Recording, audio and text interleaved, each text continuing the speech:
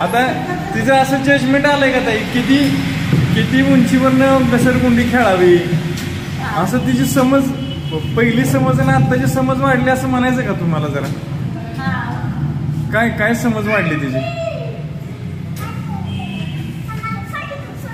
लागल अरे उलट फिरतोय दादा दादा.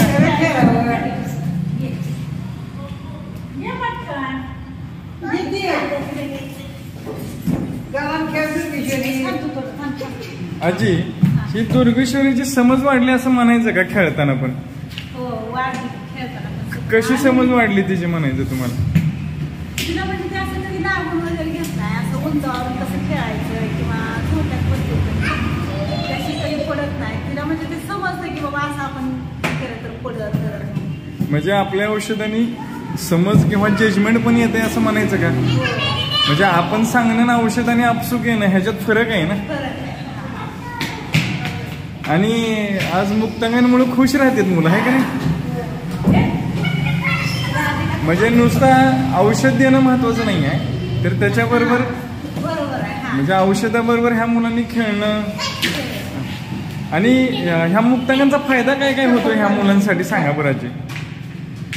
ह्या मुक्तांगणला आपण जे काही फॅसिलिटी आहेत त्याच्याबद्दल सांगा. इथं काय काय असं सांगा. दुर्वेश्वरीला घ्या, दुर्वेश्वरी खेळणी घे का बघा आजी काय देते बघ खेळणी. राधिका एक असं ऐकायची नव्हती, आता ऐकायला लागली.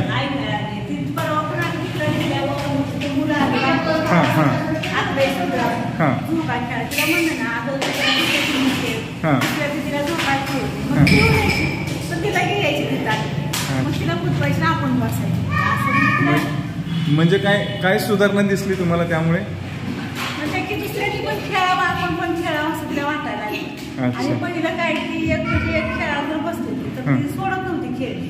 अच्छा, यांची एक असा वाटायचं. पण आता देते सगळ्यांना, समज वाढली. म्हणजे औषधाबरोबर ह्या मुलांनी इथं मुक्तांगणमध्ये खेळायला येणं खूप गरजेचं आहे, हो की नाही? ह्या मुक्तांगणमध्ये फायदा काय काय होतो ह्या मुलांना? तिथे कलर ओळखायला येत आहेत, किंवा इथं आपल्याकडे चार्ट आहेत ताई, नाही का, किंवा खेळणी आहेत, व्यायामाची साधनं आहेत. ह्याचा काय तुम्हाला फायदा होतोय ह्या मुलांना असं वाटतंय का आजी? होतं की खेळण्यामुळं पण ते म्हणजे खेळण्यातली फळ ओळख सांगते किंवा थोडा थोडी करायला प्रयत्न आहे की नाही? म्हणजे ह्याच्यामुळे कळत न कळत त्या बुद्धीला चालना मिळते आजी. म्हणजे नुसतं औषध घेणं महत्वाचं नाही, तर त्याबरोबर खेळणं खूप महत्वाचं आहे. आणि सगळ्या खेळण्याबरोबर खेळणं आणि असं म्हणजे सगळी खेळीत असल्यामुळं त्याचा फायदा होतो. नसतायत सगळे, खरं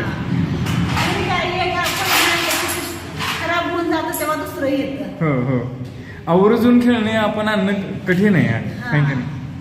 मला वाटतं ज्यांच्याकडे अशी मुलं आहेत, जी मुलं बरीच होणार नाहीत, चालत नाहीत, बोलत नाहीत, असं आई वडिलांनी गैरसमज जो करून ठेवलाय की बाबा ही मुलं, त्यांना त्या आईला, त्या आजीला तुम्ही काय सांगाल ह्या माध्यमातून? तुमच्या वैयक्तिक अनुभवातून काय सांगाल त्यांना? काय का नाही, त्यांनी पण ह्या सुविधाचा 10-11 महिन्याची लहान आहे मुलगी, तिला पण समजत म्हणजे तिच्या आजोबाजींच्या बघण्यात ती पण आहे, आमच्या बघण्यात ती मुलगी, त्याच्यामुळे तिच्या बघण्याचा फरक बघून त्यांना कधी पण यावं वाटणार आहे. म्हणजे आपसूक लोक येणार आहेत, म्हणजे आपण बोलवण्यापेक्षा आपसूक येणार आहेत. आणि पहिल्यापेक्षा तिला त्यांनी बघितलं ती म्हणते तेवढा बदल कसा काय झाला. म्हणजे कारण हिच्या काही गेली होती ना मामाच्या गावाला, मग तिथे गेल्यानंतर मग ती सतत मग तिला काय करायचं तरी तिच्या मामाचा मोबाईल लावून गेला तिला, नंतर बसत नाही, करते रडते.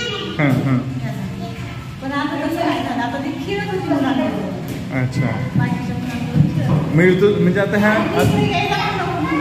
खेळायला इकडे यायला नको होती, तिथं मुलांच्यात रमली, मुलांच्यात रमली.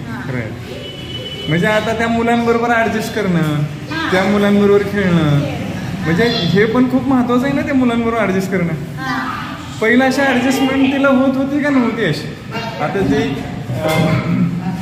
दीदी आहे नाही का, आता ह्या बहिणीबरोबर ती ऍडजस्टमेंट करते वगैरे, ती अशी पहिली ऍडजस्टमेंट करत होती का आजी?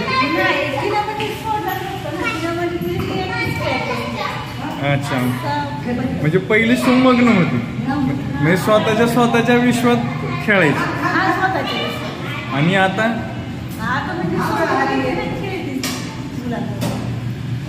छान वाटतंय तुम्हाला? इतर पालकांनी पण ह्याचा लाभ घेतला पाहिजे.